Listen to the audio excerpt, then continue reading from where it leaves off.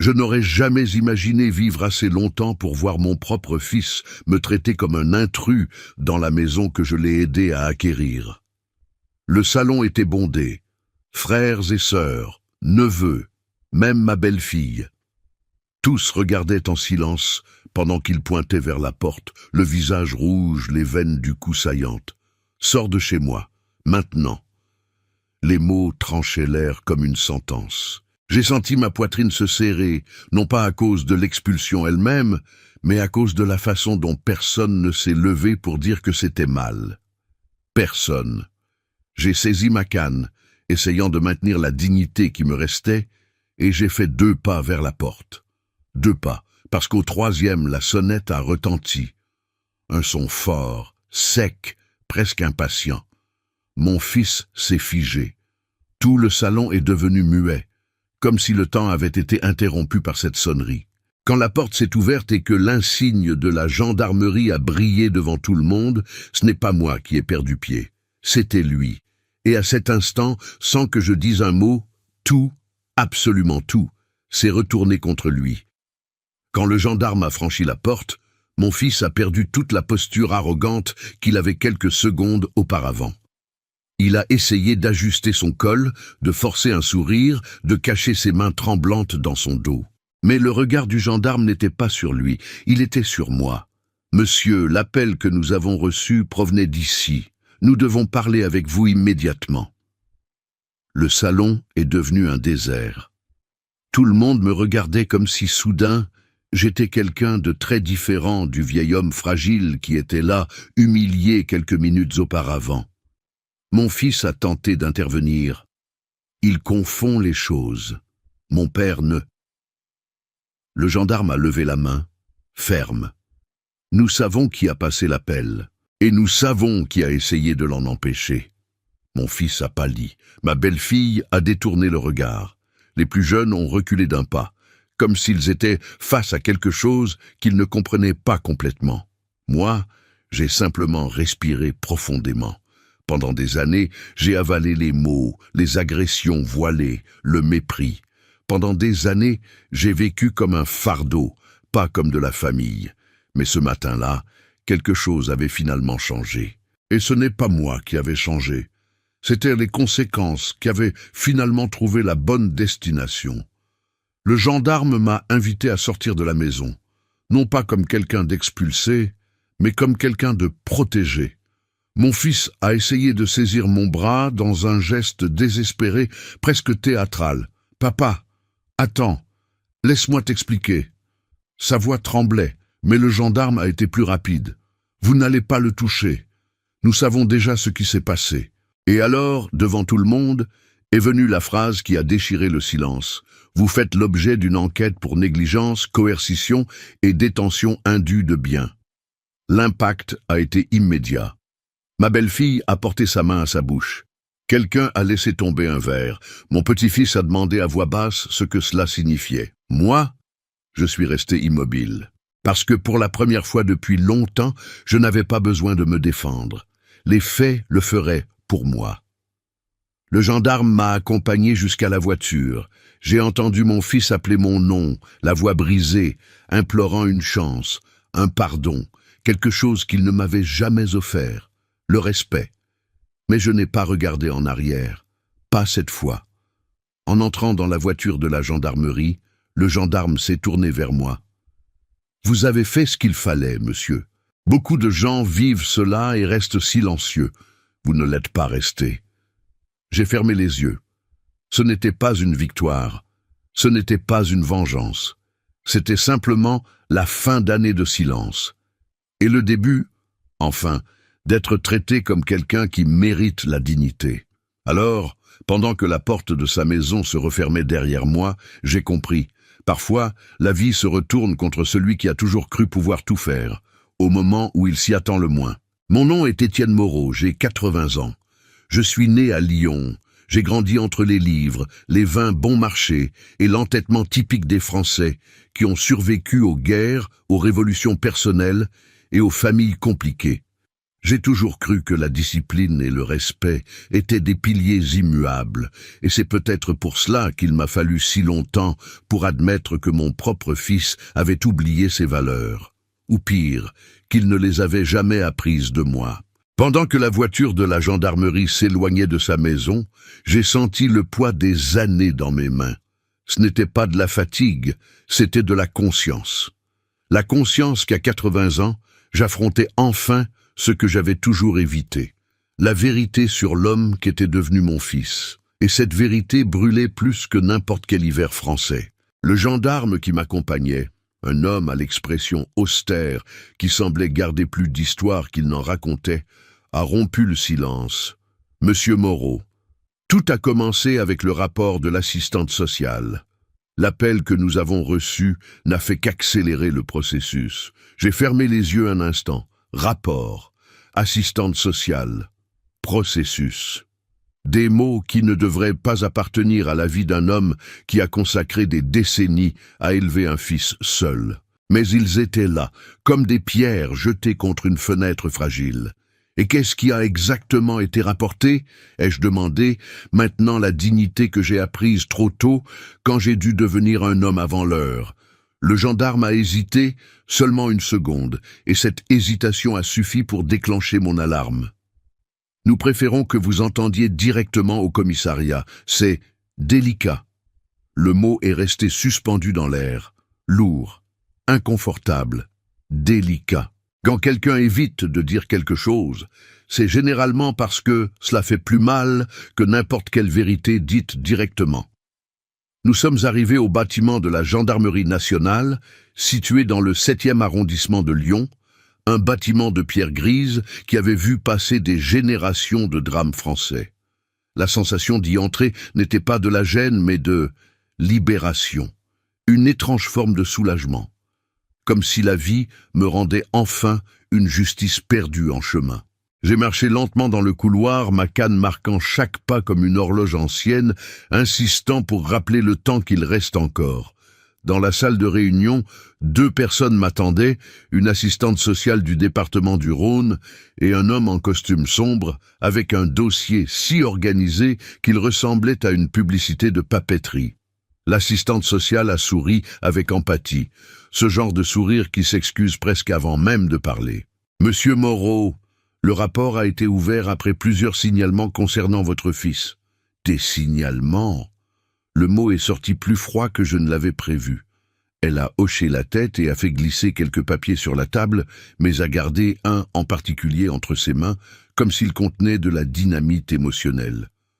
Votre fils a été accusé de manipuler vos documents, de restreindre votre accès aux ressources et d'essayer de vous faire placer sous tutelle.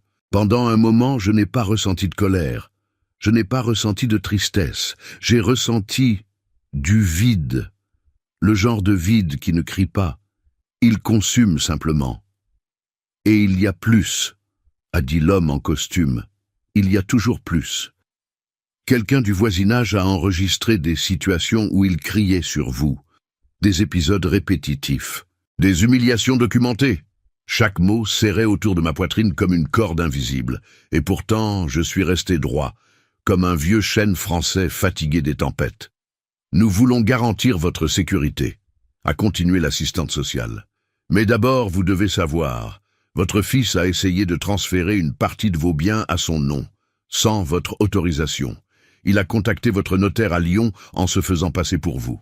Le silence qui a suivi était si profond que je pouvais entendre mon propre cœur, ferme, têtu, refusant de céder. J'ai respiré profondément.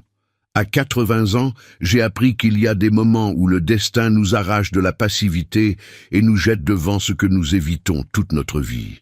Alors faisons ceci, ai-je répondu avec le calme de quelqu'un qui a déjà vu des guerres de près et des tempêtes de l'intérieur. Je veux voir chaque document, chaque enregistrement, chaque rapport. Si mon fils a choisi de marcher sur ce chemin, alors je marcherai sur le mien. L'assistante sociale m'a regardé avec surprise. Elle s'attendait peut-être à de la fragilité. Mais s'il y a quelque chose que j'ai appris en 8 décennies, c'est que la vieillesse ne nous affaiblit pas, elle nous révèle. Parce que maintenant, finalement, l'histoire n'était pas seulement ce que mon fils avait fait. C'était ce que j'allais faire ensuite. Quand les documents ont été placés devant moi, j'ai senti mon cœur battre plus lentement. Non par peur, mais par reconnaissance. Le genre de reconnaissance que seul quelqu'un qui a déjà traité avec des farces, des contrats et des coups émotionnels peut identifier immédiatement. J'ai regardé l'assistante sociale et avant même qu'elle n'explique, je savais déjà. Mon fils avait falsifié ma signature. Et ce n'était pas une falsification amateur. C'était un travail soigné, entraîné, pratiqué. Cela, pour moi, a été le pire coup, parce que personne ne s'entraîne à trahir son propre père par accident. J'ai respiré profondément, et ils l'ont remarqué.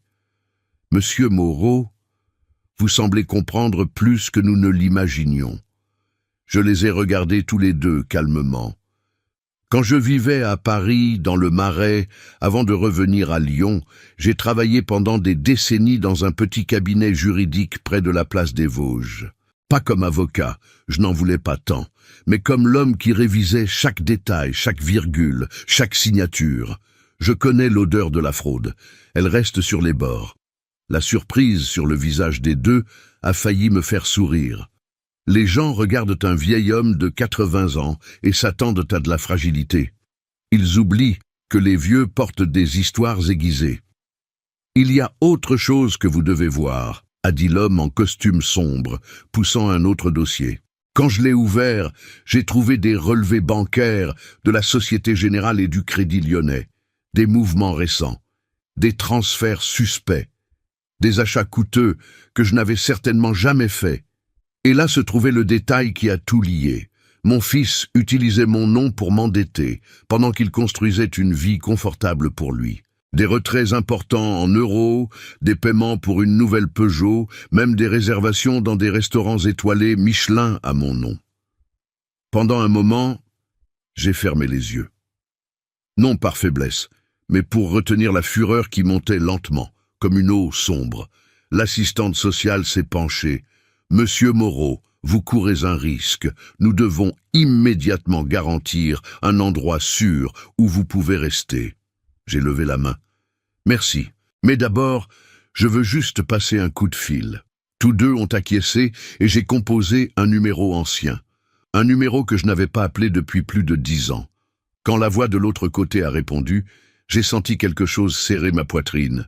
Non pas de la douleur, mais de la mémoire. « Jean-Pierre ?» ai-je demandé. « Étienne ?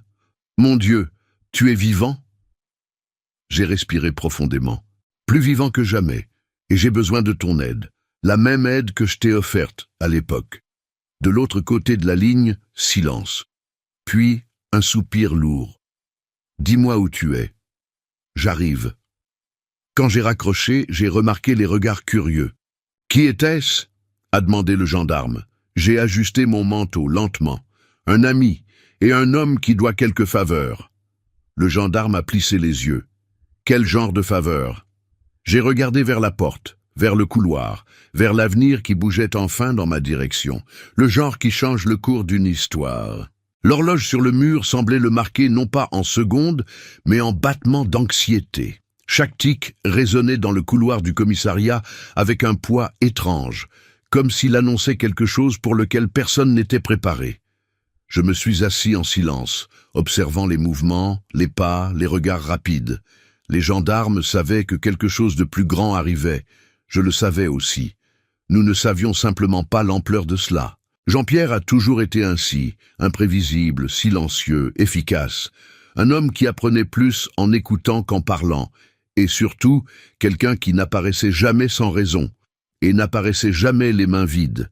C'est pourquoi, quand la porte vitrée du commissariat s'est ouverte et que j'ai vu cet homme grisonnant, élégant, portant un foulard Hermès et un manteau Burberry, avec le même regard aiguisé que j'ai connu il y a des décennies, mon cœur n'a pas battu plus fort. Il est resté attentif. Il a marché jusqu'à moi sans regarder sur les côtés, comme si rien d'autre n'existait dans l'environnement. « Étienne » a-t-il dit, d'un ton qui mélangeait surprise, nostalgie et une légère touche d'urgence. « Tu as mis du temps » ai-je répondu sans me lever. Non par orgueil, par prudence.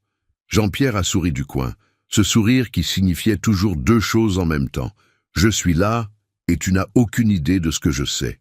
Il s'est assis à côté de moi et a murmuré bas, pour que personne n'entende, « J'ai reçu tes anciens messages, et j'en ai reçu d'autres aussi. Il semble que ton fils ne sait pas avec qui il s'est mis. » L'assistante sociale, qui observait de loin, s'est approchée avec prudence. « Monsieur Moreau, c'est un ami », ai-je répondu avant que Jean-Pierre n'ouvre la bouche. Il a compris et a gardé le silence.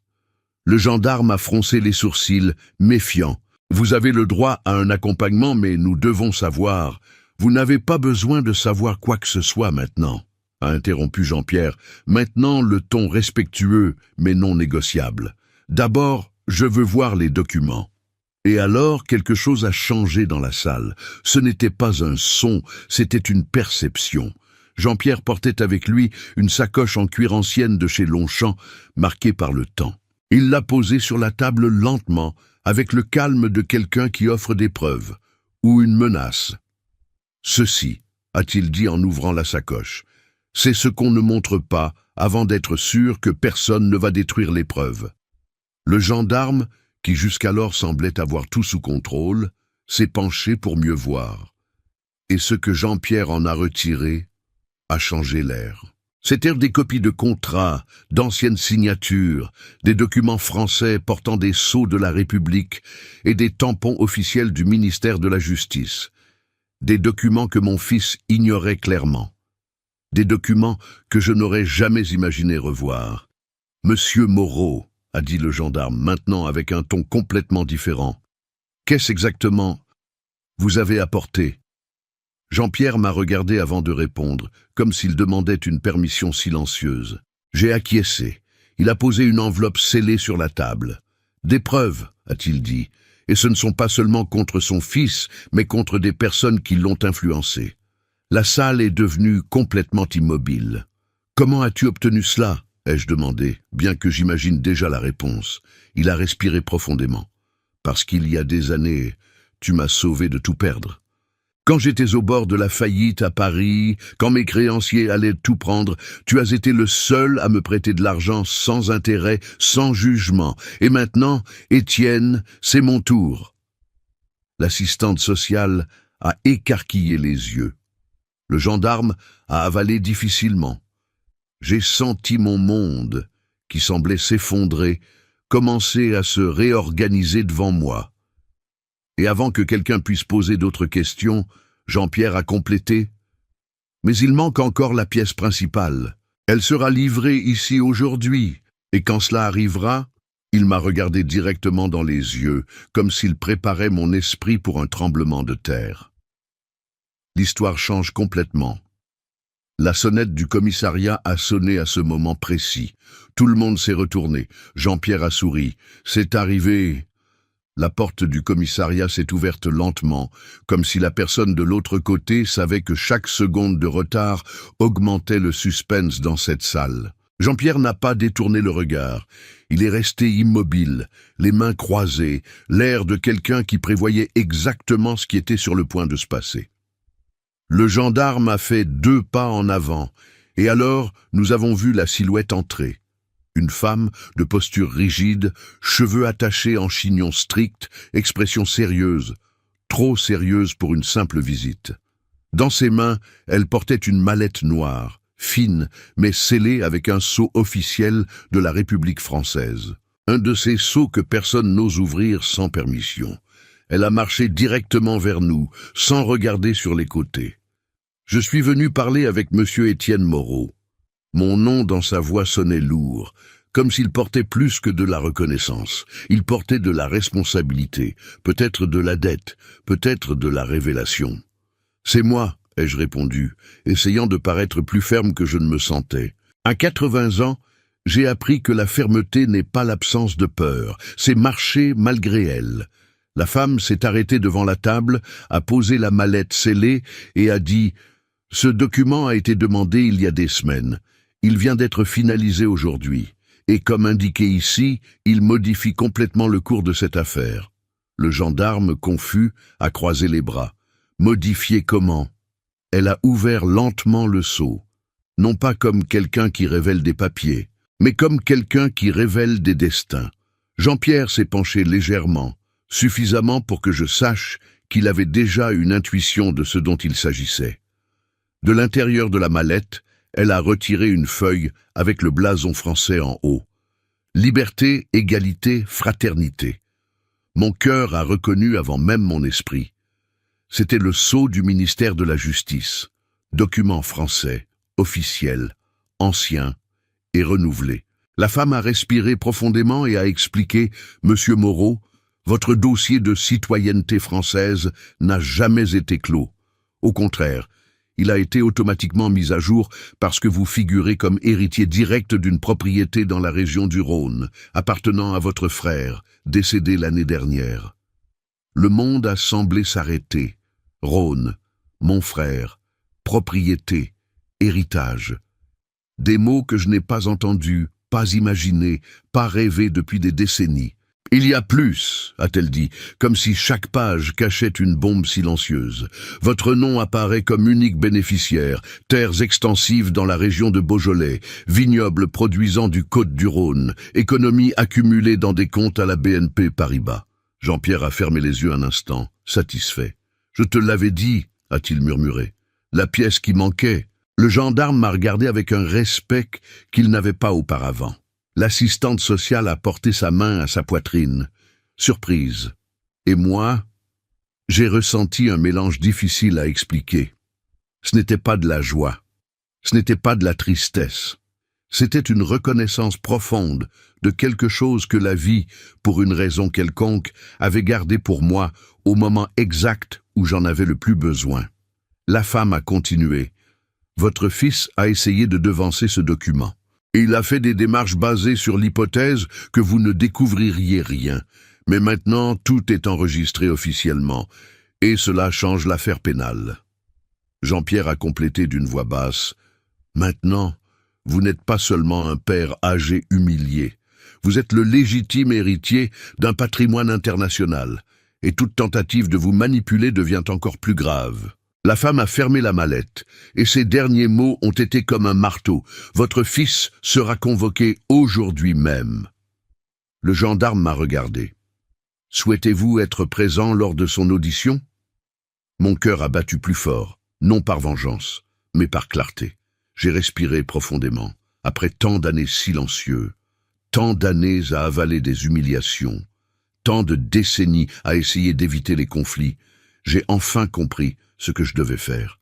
« Oui », ai-je répondu, « je veux être là quand il affrontera la vérité. » Jean-Pierre a posé sa main sur mon épaule, ferme, comme quelqu'un qui scelle un pacte silencieux. « L'histoire est en train de changer, Étienne. Et maintenant, commence la partie où tu récupères tout ce qui t'appartient. » Et pour la première fois depuis longtemps, j'ai senti quelque chose grandir en moi. Pas de la colère, pas de la haine, mais de la force. La force d'un homme que la vie a essayé de faire taire, mais a échoué. Le commissariat semblait respirer avec moi. Chaque lumière fluorescente clignotait lentement.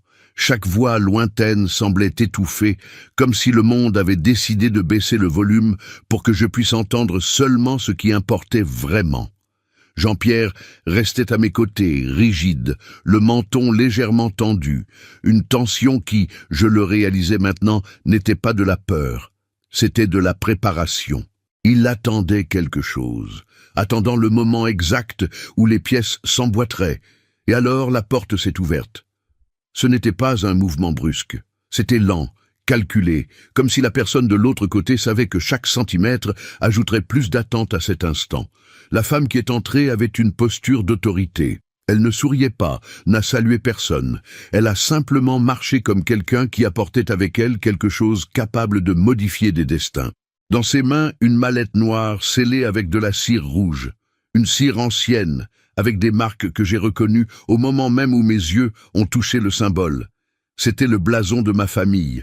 Rhône, Lyon, la lignée Moreau. La femme s'est approchée sans détourner le regard. « Monsieur Étienne Moreau, ce document est pour vous, et conformément aux instructions françaises, il doit être remis directement entre vos mains. » L'assistante sociale a haleté doucement. Le gendarme s'est approché, curieux. Jean-Pierre a penché son corps vers l'avant, comme un animal qui pressent l'odeur de son propre passé émergeant du sol. Quand j'ai touché le seau, j'ai senti quelque chose en moi trembler. Pas de la peur, de la mémoire. Le genre de mémoire qui revient non pas comme un souvenir, mais comme un poids que vous pensiez avoir oublié. J'ai rompu la cire lentement, et la lettre est tombée sur la table. L'écriture était nette, élégante, ferme, l'écriture de mon frère. Étienne, si cette lettre t'est parvenue, c'est parce que les circonstances ont rendu inévitable ce que j'ai craint pendant des années. Ma poitrine s'est serrée. J'ai continué à lire.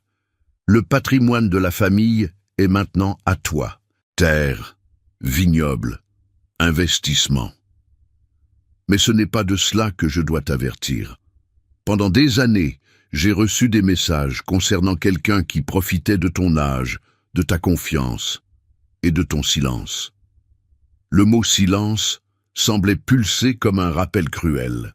Jean-Pierre a respiré profondément, comme s'il savait déjà ce qui allait suivre. Je n'ai pas réussi à découvrir qui c'était, mais j'ai laissé des instructions claires pour que le ministère de la Justice libère des documents complémentaires lorsque cette enveloppe serait ouverte. La femme a ouvert la deuxième enveloppe, une plus étroite, plus rigide, et en a retiré une feuille, avec un seul nom écrit en lettres fermes et sévères. Jean-Pierre Delacroix. L'air a quitté la salle comme si quelqu'un avait tiré un rideau invisible. Mon corps est resté immobile, mais mon âme a semblé avancer de quelques mètres sous le choc. Jean-Pierre a gardé le regard fixé sur la feuille. Il n'a pas nié, n'a pas détourné le regard, ne s'est pas défendu. Et c'était pire. Le gendarme s'est approché d'un pas. « Monsieur Delacroix, vous êtes mentionné comme impliqué dans des mouvements irréguliers liés à Monsieur Moreau. » L'assistante sociale a porté sa main à sa bouche. J'ai finalement parlé avec une voix qui ne semblait même pas être la mienne. « Jean-Pierre, est-ce vrai ?» Il a fermé les yeux, lentement, comme quelqu'un qui accepte une longue et silencieuse chute. « Oui, Étienne, c'est vrai, mais pas de la façon dont tu penses. » La salle est devenue tendue. Il a respiré profondément, a posé ses mains sur la table et a parlé d'un ton fatigué, mais honnête. « Ton fils m'a contacté il y a des mois. Il savait pour l'héritage français probable. Il savait pour les documents qui étaient sur le point d'être libérés. Il croyait que tu ne découvrirais rien. Et il m'a offert de l'argent pour obtenir un accès anticipé au registre. » Ma poitrine brûlait. « Et tu as accepté ?» ai-je demandé, chaque mot sortant comme une lame. « Non, j'ai refusé. Mais il a insisté. Et quand j'ai refusé, il m'a menacé. » Jean-Pierre a respiré profondément, le regard lourd. « Il a découvert quelque chose de ton passé, quelque chose que tu n'as jamais raconté, quelque chose que seules quelques personnes en France savaient. La tension a grandi comme un mur, se refermant autour de nous. Et qu'a-t-il découvert ?» Ma voix est sortie faible, mais ferme. Jean-Pierre a hésité seulement une seconde. Cette seconde a semblé durer une année entière. Et alors il a dit, il a découvert que vous n'êtes pas seulement père et fils. Silence total. Il y a une autre personne, quelqu'un de ta famille, que tu as gardé secret pendant plus de 50 ans. Mon cœur a failli s'arrêter un instant. Étienne.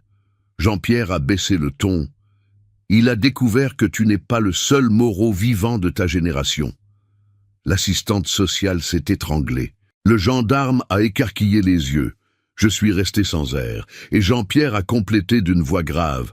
Ton frère n'était pas ton seul frère. Pendant un instant, le monde a semblé perdre toute logique. Je suis resté immobile, fixant Jean-Pierre, comme si chaque mot de lui n'était pas seulement une révélation, mais un couteau tournant lentement dans la vérité que j'avais toujours cru porter. Un autre frère? La phrase a résonné en moi comme un murmure ancien, nié pendant des décennies. Jean-Pierre a maintenu le regard ferme, non pas comme un accusateur, mais comme quelqu'un qui se voit finalement forcé de livrer une vérité trop lourde à garder seul. Oui, Étienne, et il ne s'agit pas seulement d'un frère, il s'agit du maillon perdu de la famille Moreau, le maillon que ton père n'a jamais admis et que ton frère a essayé de protéger. L'assistante sociale était immobile, regardant de l'un à l'autre comme si l'air avait évaporé. Le gendarme consultait rapidement les papiers, cherchant un indice, un nom, une date, mais il n'y en avait pas, parce que ce nom n'aurait jamais dû exister. « Explique », ai-je demandé, la voix tendue et trop basse pour quelqu'un de mon âge. Jean-Pierre s'est assis. Pour la première fois depuis que je l'avais retrouvé, il paraissait vieux, plus vieux que moi même. Chargé. Ton père, Étienne, a eu un fils avant d'épouser ta mère. La phrase est tombée comme une pierre dans l'eau, profonde, lourde, avec des vagues qui ne cessent de grandir. Il n'a jamais reconnu ce fils, ne lui a jamais donné le nom de Moreau. Mais ta mère le savait, et ton frère le savait, et sais-tu pourquoi il ne te l'a jamais dit? Mon cœur battait trop vite pour un homme de 80 ans. Parce que tu étais la fierté de ton père, et cet autre fils était la tâche. Le mot tâche a fait mal d'une manière que je n'imaginais pas possible. Mais, a continué Jean-Pierre, ce fils a grandi, a créé sa propre vie, sa propre famille, et des années plus tard a eu un fils. Le gendarme a levé la tête. Un petit-fils illégitime de la famille Moreau. Jean-Pierre a confirmé d'un lent hochement de tête. Exactement. Et cet homme, Étienne, est vivant. Aujourd'hui. Et non seulement vivant, il a hérité d'une partie considérable des terres de ton frère, bien avant que tu ne saches. L'assistante sociale a porté sa main à sa poitrine. Alors, l'héritage n'est pas seulement à lui? Jean-Pierre m'a regardé, avec regret. L'héritage a été divisé entre toi et ce petit-fils perdu de la famille Moreau. Vous deux êtes les seuls bénéficiaires. Mon estomac s'est serré. Et mon fils sait cela?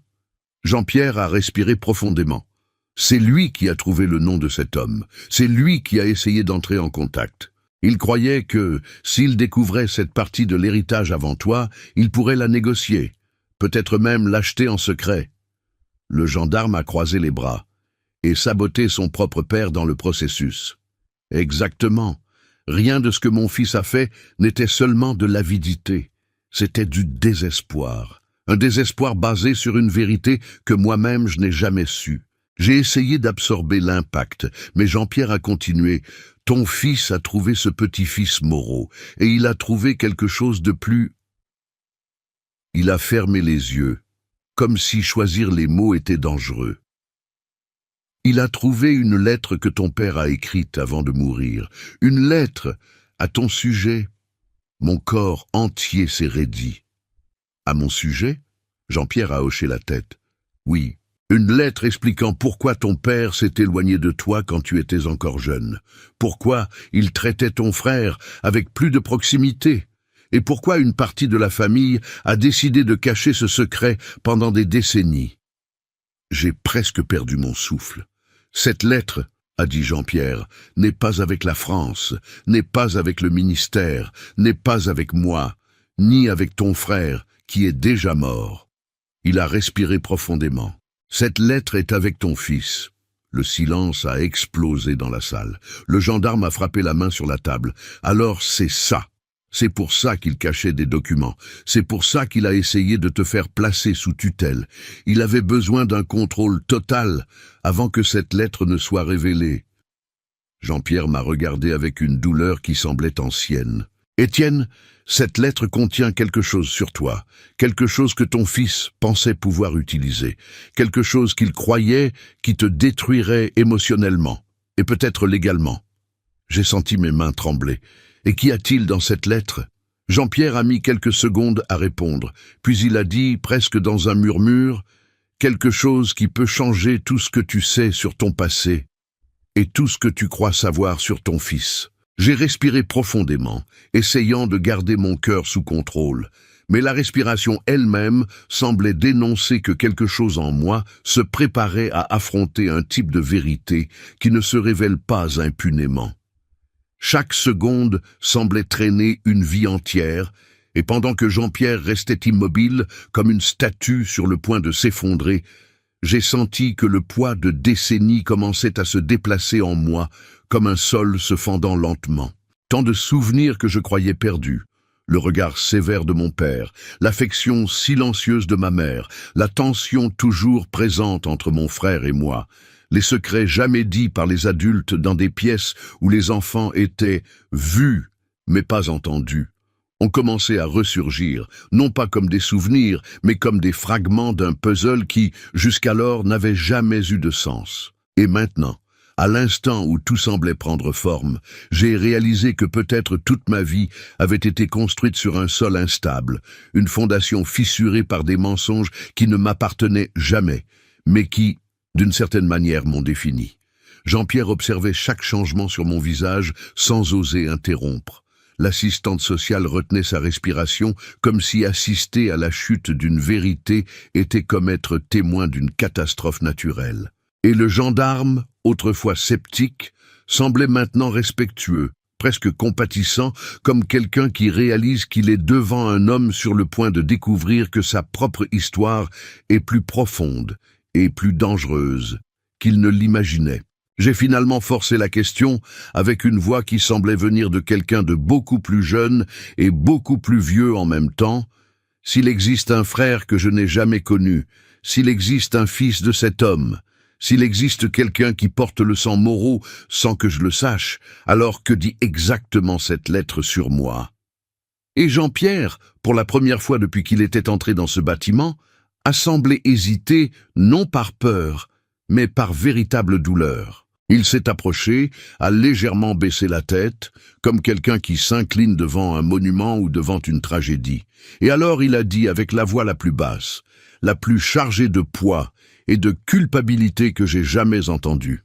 « Étienne, la lettre dit que tu n'es pas celui que tu as toujours cru être. La lettre dit que ta mère n'était pas ta mère. » Il a fallu plusieurs secondes avant que je puisse comprendre ce qui avait été dit, non pas parce que la phrase était confuse, elle était claire, cruelle et trop simple, mais parce que mon corps entier refusait de l'accepter.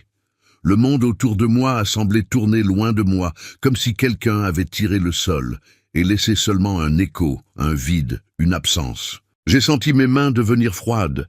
J'ai senti le poids de mes 80 ans non pas comme un âge, mais comme une pile de vies qui n'ont jamais été les miennes. Ma voix n'est pas sortie, mon esprit n'a pas traité, ma poitrine n'a pas réagi. Je suis simplement resté là, assis, immobile, essayant de comprendre que tout ce que j'ai vécu, tout ce que j'ai aimé, tout ce que j'ai respecté, tout ce que j'ai souffert, n'était peut-être pas le fruit du destin, mais d'une histoire qui m'a été donnée à moitié. L'assistante sociale s'est approchée d'un pas, non pas pour interrompre, mais comme quelqu'un qui craint qu'une personne âgée ne tombe, ne s'évanouisse ou ne se brise face à une révélation si violente. Le gendarme, sans rien dire, a fermé son bloc-notes, comme si tout mot humain était trop petit pour accompagner la dimension de cette vérité. Jean-Pierre a continué sachant qu'il n'y avait plus de retour possible.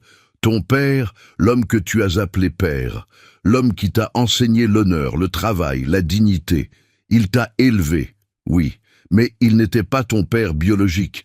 Et ta mère, la douce femme que tu as juré de protéger, que tu as enterrée avec de vraies larmes, elle savait, tout le monde savait, sauf toi. J'ai senti une pointe dans ma poitrine, non pas une douleur physique, mais une tristesse si profonde qu'elle semblait traverser des générations. Jean-Pierre a continué, révélant chaque couche comme quelqu'un qui déterre un corps ancien. Ton père a eu une liaison, une femme, une seule nuit qui s'est transformée en grossesse. Ta mère, déjà mariée, a accepté de t'élever comme son propre fils. Mais ton père n'a jamais surmonté la culpabilité. Il s'est éloigné de toi pour éviter de montrer du favoritisme, parce que, au fond, tu étais le rappel vivant de son erreur. Mon cœur brûlait. Et mon frère, Jean-Pierre a soupiré. Il savait. Et c'est pourquoi il a toujours semblé distant, protecteur, ambivalent. Il était le fils légitime. Tu étais le fils qu'il avait promis de protéger, mais aussi le fils qui rappelait à tous une blessure que la famille n'a jamais pu guérir. Pendant un bref moment, j'ai ressenti de la colère, ensuite de la tristesse, puis un type de soulagement étrange, parce que, d'une certaine manière, cela expliquait toute une vie de silence, de distance, de rigidité émotionnelle que je n'ai jamais comprise, mais il manquait une pièce, la plus importante. Alors mon fils, il a utilisé cela contre moi? Jean-Pierre a hoché la tête, avec honte. Il a trouvé la lettre. Et il a cru qu'il pourrait détruire ta stabilité émotionnelle, obtenir le contrôle de tes documents et, ainsi, prendre ton héritage avant tout autre Moreau. Mais ce qu'il ne savait pas, il s'est approché plus près et a complété, c'est qu'il y a encore un autre nom dans le registre français, et cette personne vient ici. Silence. J'ai respiré profondément. Mon destin n'était pas seulement de découvrir qui j'étais, mais d'affronter qui arrivait. Les minutes qui ont suivi ont été les plus longues de ma vie. Le commissariat était devenu une scène de théâtre où chaque acteur attendait l'entrée du personnage principal. Jean-Pierre restait vigilant, ses yeux fixés sur la porte d'entrée. L'assistante sociale feuilletait nerveusement des papiers qu'elle ne lisait même pas. Le gendarme avait appelé des renforts, comme si ce qui allait arriver nécessitait plus de témoins, ou plus de protection. Et moi, assis sur cette chaise inconfortable en plastique bleu typique des administrations françaises, je sentais mon existence entière se redéfinir. 80 ans de certitude s'effondrant comme un château de cartes. Qui étais-je vraiment? Fils de qui? Héritier de quoi? La sonnette du commissariat a retenti à nouveau. Cette fois, le son a semblé plus fort, plus définitif. Jean-Pierre s'est levé instinctivement. Le gendarme a ajusté son uniforme.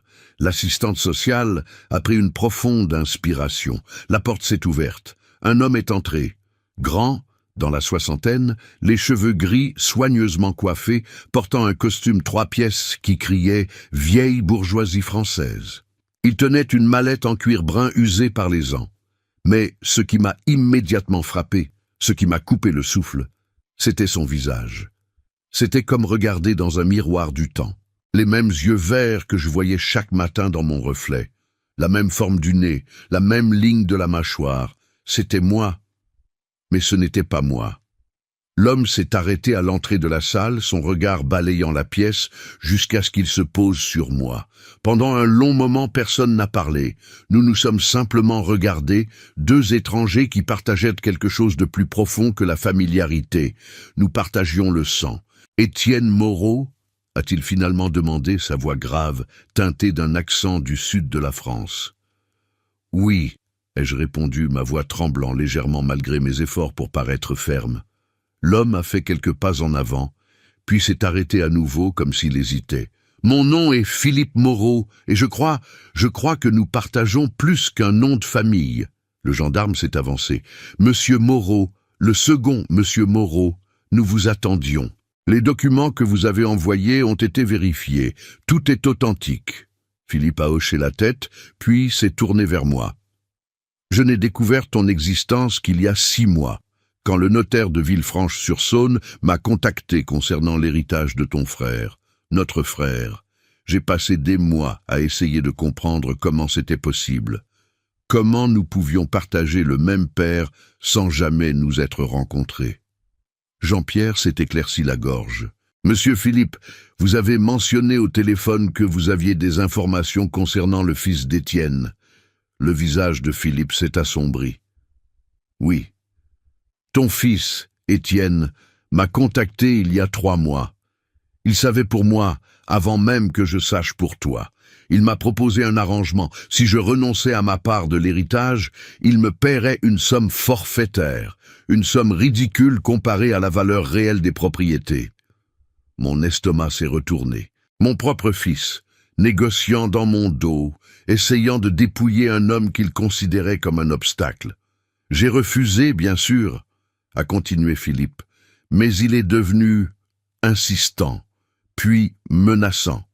Il a dit qu'il avait des moyens de te faire déclarer inapte de prendre le contrôle de ta part de l'héritage et qu'ensuite il s'occuperait de moi.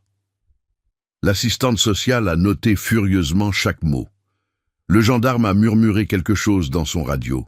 Philippe a ouvert sa mallette et en a sorti plusieurs documents. J'ai gardé tous ces messages, tous ces emails, toutes les preuves de ces tentatives de manipulation et de corruption. Il a posé les papiers sur la table devant nous. J'ai vu des impressions d'emails, des transcriptions de messages WhatsApp, même des enregistrements de conversations téléphoniques. Mais il y a quelque chose de plus important, a dit Philippe, sa voix se faisant plus douce, plus personnelle. Il a sorti une enveloppe jaunie par le temps. Le notaire m'a donné ceci, c'est une lettre de notre père, la vraie lettre, celle qu'il a écrite avant de mourir. Mon cœur a cessé de battre pendant un instant. Philippe me l'a tendue. Elle t'est adressée, Étienne. Tu as le droit de la lire en privé si tu préfères. Mes mains tremblaient en prenant l'enveloppe. Elle était lourde, non pas de poids physique, mais de décennies de secrets. J'ai regardé autour de moi, tous les yeux étaient sur moi.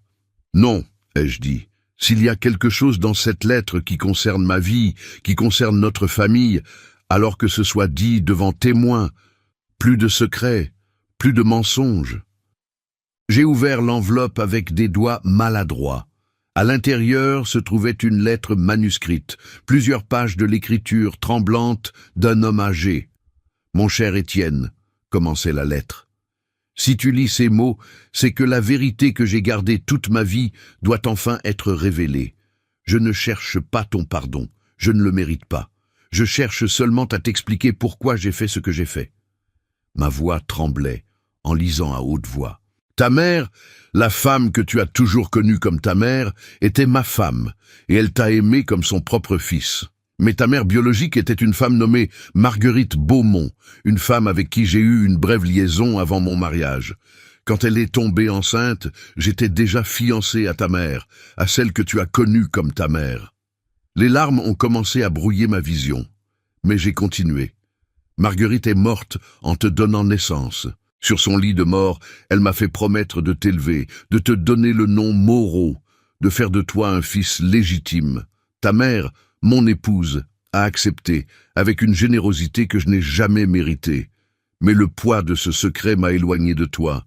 Chaque fois que je te regardais, je voyais Marguerite, je voyais ma trahison, je voyais ma faiblesse. Ma voix s'est brisée. Jean-Pierre a posé une main réconfortante sur mon épaule. Ton frère, le fils que j'ai eu avec mon épouse, a toujours su la vérité. Je lui ai fait promettre de te protéger, de ne jamais révéler ce secret de mon vivant. Il a gardé cette promesse, même si cela a créé une distance entre vous que je regrette profondément. J'ai dû m'arrêter pour essuyer mes yeux. Et Philippe est né d'une autre erreur, des années plus tard, une liaison unique avec une femme de Marseille. Je n'ai jamais été l'homme que je prétendais être, Étienne. J'ai été un lâche, un menteur, un homme qui a créé des familles entières basées sur des mensonges. Philippe regardait par terre, ses propres yeux humides. Mais toi, Étienne, tu as été meilleur que moi. Tu as vécu avec honneur, avec dignité, avec la force que je n'ai jamais eue. C'est pourquoi je te laisse tout. Les terres, les vignobles, l'argent, tout cela t'appartient de droit.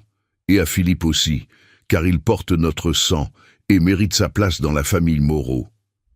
Ma voix était à peine un murmure maintenant. J'espère qu'un jour, tu pourras comprendre, sinon pardonner. J'espère que tu trouveras dans cette vérité non pas une raison de me haïr, mais une raison de vivre pleinement, libéré enfin des ombres que j'ai créées. La lettre se terminait simplement. Ton père qui ne méritait pas ce titre. Le silence dans la salle était absolu. Même les bruits de la rue dehors semblaient s'être tus. Philippe s'est finalement approché de moi. « Je ne suis pas venu ici pour prendre ce qui t'appartient, Étienne. Je suis venu parce que nous sommes frères, et les frères doivent se tenir ensemble, surtout face à ceux qui essaient de nous détruire. » J'ai regardé cet homme, ce frère que je n'avais jamais connu, et j'ai vu, non pas un étranger, mais une partie de moi-même que j'avais toujours sentie manquante. « Qu'allons-nous faire maintenant ?» ai-je demandé, ma voix retrouvant peu à peu sa force. Le gendarme s'est avancé. « Maintenant, avec toutes ces preuves, nous allons convoquer votre fils, et cette fois, il devra répondre non seulement de ses actes envers vous, mais aussi de ses tentatives de fraude envers monsieur Philippe. » Jean-Pierre a ajouté « Et avec 2 héritiers légitimes unis, n'importe quel tribunal français confirmera vos droits.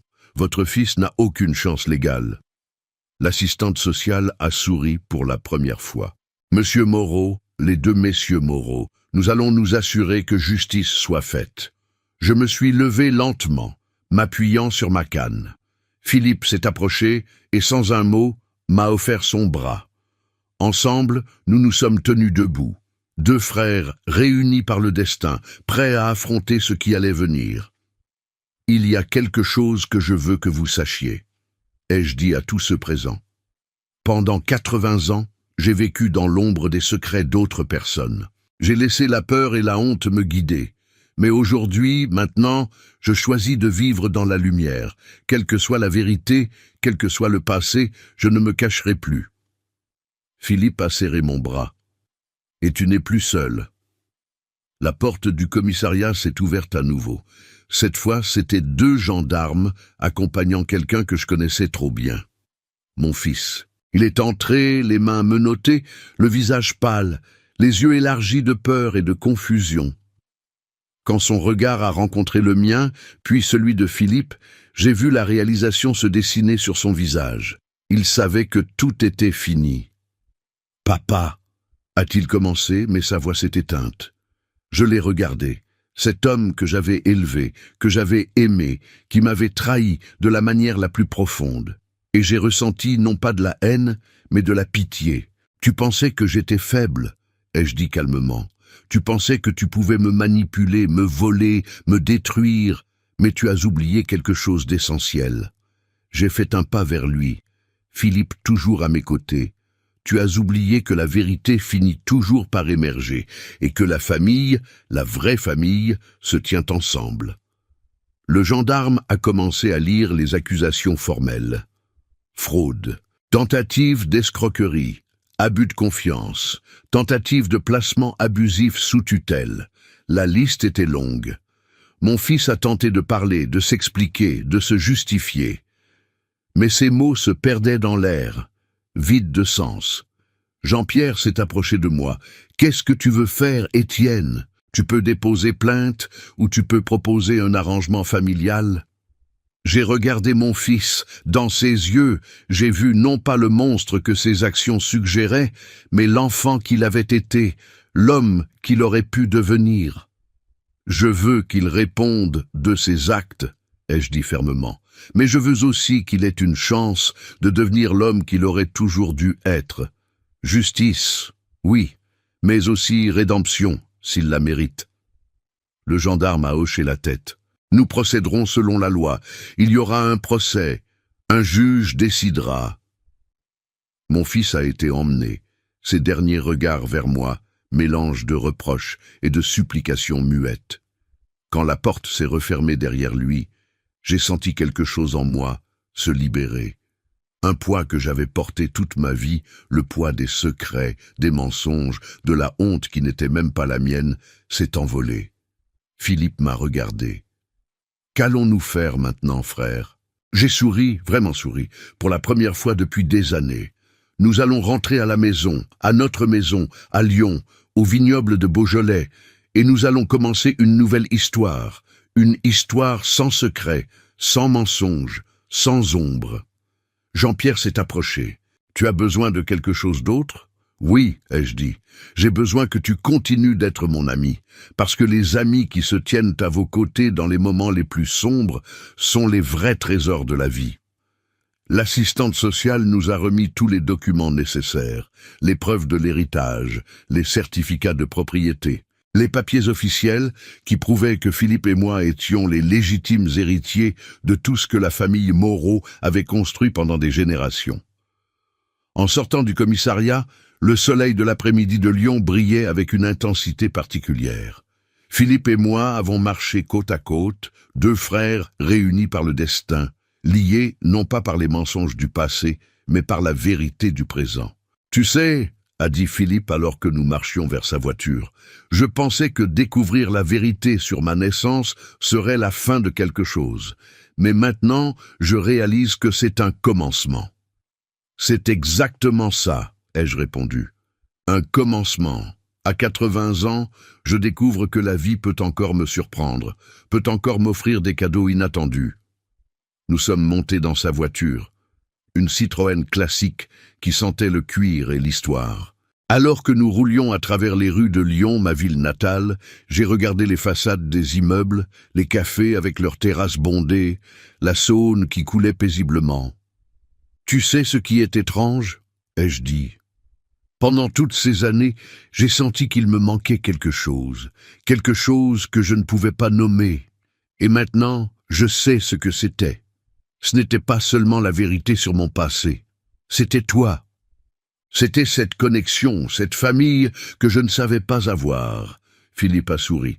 Je ressens la même chose. Pendant toute ma vie, j'ai été le fils illégitime, l'erreur, celui dont on ne parlait pas. Mais maintenant, j'ai un frère, j'ai une place dans cette histoire. Nous avons roulé en silence pendant quelques minutes, chacun perdu dans ses pensées. Puis Philippe a dit, « Qu'allons-nous faire des propriétés? Des vignobles ?»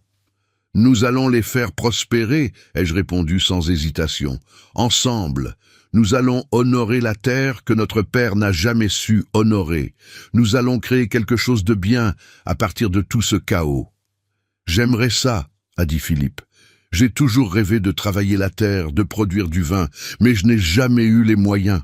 Eh bien, maintenant tu les as. Nous les avons. Nous sommes arrivés à un petit café sur les quais de la Saône. Philippe s'est garé, et nous sommes entrés. Le propriétaire, un vieil homme avec une moustache impressionnante, nous a salués chaleureusement. « 2 verres de Beaujolais, s'il vous plaît, » a commandé Philippe. Quand les verres sont arrivés, j'ai levé le mien. À la vérité, à la famille et au nouveau commencement. Philippe a fait teinter son verre contre le mien. À la vérité, à la famille et à ne plus jamais laisser les secrets nous définir. Nous avons bu en silence, savourant le vin qui venait peut-être de nos propres terres, de vignes que nous n'avions pas encore visitées, mais qui nous appartenaient déjà. « Tu sais ce que je vais faire demain ?» ai-je demandé. « Quoi ?» « Je vais aller sur la tombe de ma mère, de celle qui m'a élevé, et je vais la remercier de m'avoir aimé quand elle n'y était pas obligée, la remercier d'avoir gardé le secret pour me protéger. Et je vais lui dire que je comprends maintenant, que je comprends tout. » Philippe a hoché la tête. « C'est beau. Et moi, je vais essayer de retrouver des informations sur ma propre mère, celle que je n'ai jamais connue. Peut-être qu'elle a de la famille quelque part, qui ne sait même pas que j'existe. »« Nous ferons ça ensemble, » ai-je dit. Parce que c'est ce que font les frères. Le soleil commençait à se coucher, peignant le ciel de Lyon en nuances d'orange et de rose. J'ai regardé Philippe et j'ai vu non seulement mon frère, mais aussi un avenir que je n'avais jamais osé imaginer. « Tu sais, » ai-je dit, « quand mon fils m'a expulsé de sa maison ce matin, j'ai pensé que ma vie était finie, que j'avais perdu tout ce qui comptait. Mais maintenant, je réalise que ce n'était pas une fin, c'était une libération. » Une libération de quoi? De l'illusion. De l'idée que la famille est seulement définie par le sang ou par les mensonges que nous nous racontons. La vraie famille, c'est ceux qui choisissent de se tenir à vos côtés. Comme toi, comme Jean-Pierre, comme ces gendarmes et cette assistante sociale qui ont cru en moi quand mon propre fils ne le faisait pas. Philippe a souri. « Tu es un sage, vieux frère. »« Non, » ai-je ri. « Je suis juste un homme qui a vécu assez longtemps pour voir que la vie a un sens de l'humour très particulier. Elle vous prend tout, puis vous rend le double. » Nous avons fini nos verres et sommes sortis dans la douce soirée lyonnaise. Les lumières de la ville commençaient à s'allumer, créant une atmosphère magique. « Où allons-nous maintenant ?» a demandé Philippe. « Chez toi ou chez moi, peu importe, » ai-je répondu. « Parce que maintenant, partout où tu es, c'est chez moi, et partout où je suis, c'est chez toi. » Nous avons marché le long de la rivière. 2 frères réunis par le destin, liés par la vérité, libérés des secrets du passé et prêts à embrasser l'avenir. Et alors que nous marchions, j'ai réalisé quelque chose de fondamental. La vie ne s'arrête jamais de nous surprendre. Même à 80 ans, même après avoir pensé que tout était dit et fait, la vie peut encore vous offrir des miracles. La vie peut encore vous montrer que vous n'êtes pas seul, que vous n'avez jamais été seul. Parce que quelque part, dans les méandres complexes de l'histoire et du sang, il y a toujours quelqu'un qui vous attend. Quelqu'un qui partage votre histoire, votre douleur, votre espoir. Et quand vous trouvez cette personne, quand vous trouvez cette famille que vous ne saviez pas avoir, c'est alors que la vraie vie commence. Si vous avez suivi cette histoire jusqu'ici, laissez-moi vous dire ceci. La vie se retourne toujours contre ceux qui pensent qu'ils peuvent tout contrôler par la manipulation et le mensonge. Mais elle récompense ceux qui persistent, ceux qui restent debout, même quand tout semble perdu. Abonnez-vous à les conseils de Papy et dites-moi dans les commentaires de quelle ville vous nous regardez. Partagez vos propres histoires de résilience et de vérité découverte, parce que chaque histoire mérite d'être racontée, et chaque vérité mérite de voir la lumière. Likez cette vidéo si cette histoire vous a touché, et n'oubliez pas, il n'est jamais trop tard pour découvrir qui vous êtes vraiment. La vie continue. Et parfois, les meilleures parties ne font que commencer. Anyone who can hear me, please listen. My name is Kyle Crane, and I'm sending this message from inside the Haran quarantine. Colonel Tanner and the Ministry of Defense have lied to you. There are still survivors inside the walls. They plan to firebomb Haran, but if those bombs drop, you will know Tanner and the Ministry are cold-blooded murderers. Holy shit! There's someone alive. Feel the jet? Hey, do you copy? Fuck, that was so close. I knew it. God damn. That was too close. Whew, shit. Fucking hell. Crane, is that you? Do you copy? How the hell do you want? We want to offer you a chance to get out of that horrible place. Oh yeah? And why would you do that? I never found out who had your precious file. You don't even have to pay the rest of my fee. Water under the bridge, Kyle. We're best off just to move past that. All you need to do is to bring Dr. Zara's research with you, and we'll send a nice, safe helicopter to extract you. You realize I know what was in the file. I knew you were going to exploit the virus. Crane! Oh my god. You need the cure now for Spin, don't you? That's the only way you could get out of this. Try to convince everyone you were working toward a cure the whole time. Don't be ridiculous. Bring us the research, and everything will be God fine. damn. You want the research? Just fucking wait for my signal. Woo! Get fucked. Get Savvy, you fucked. there? The amplifier's installed. Brilliant, Crane. We can keep playing. Just zip Funny. on down. That tunnel I mentioned is near where you land. Mr. Crane? Yeah. This is what I mean. The part of the Easter egg. This We is haven't Crane. we Who's went this? there yet. This is Volkan Dahl. I am with the brothers. Would you join us at the Hey, a flag. assembly facility? I'll provide the coordinates. I'll be there shortly. Is there a trash bag down the bottom? Wait, we got a side quest to do, but we still gotta return for the old tunnel. I don't know what the flags are, no. I feel like we've found a couple of them though. I could be wrong. Where the hell do we jump from here? Did you get the flag? Yeah. Okay, I'm dead. Oh my god. Driving me nuts, falling. Are you like close? Right. Oh, you. Oh. Oh, it's an Easter egg to Assassin's Creed. Ah, that's cool. It's mad. I assume I'm going the right way. Wait, why would we take it towards No. the forest instead? What? Yeah. No, no, no! Why has it done that to me? Wait, why should we go to the forest? I'm confused. Doesn't even look like you can.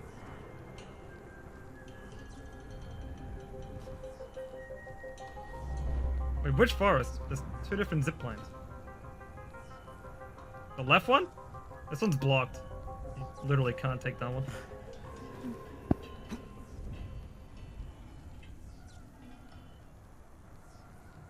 The rocky one. Okay.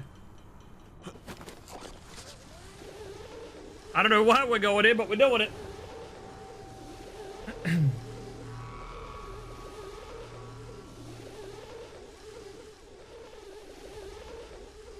Where the fuck does this put us?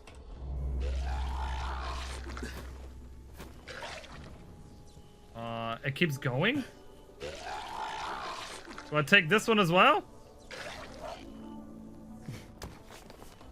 This goes all the way out of the fucking map.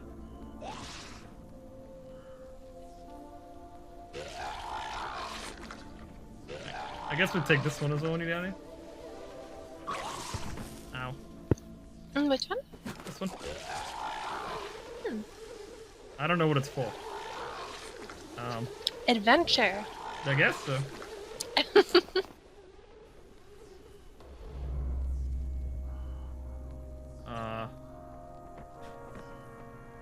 He's gonna take 4 damage jumping down here. Ow. Okay. Oh, fuck me sideways. Wait, are we going in the water? I'm just climbing these rocks. And this is to look for a flower. Yeah.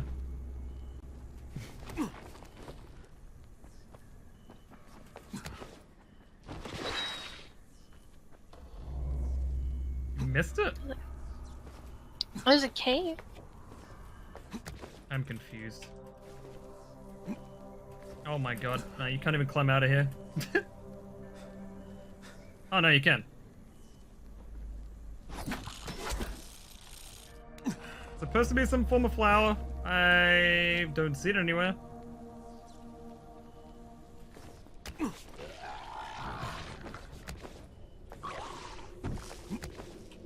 Oh my fucking god. It's driving me nuts.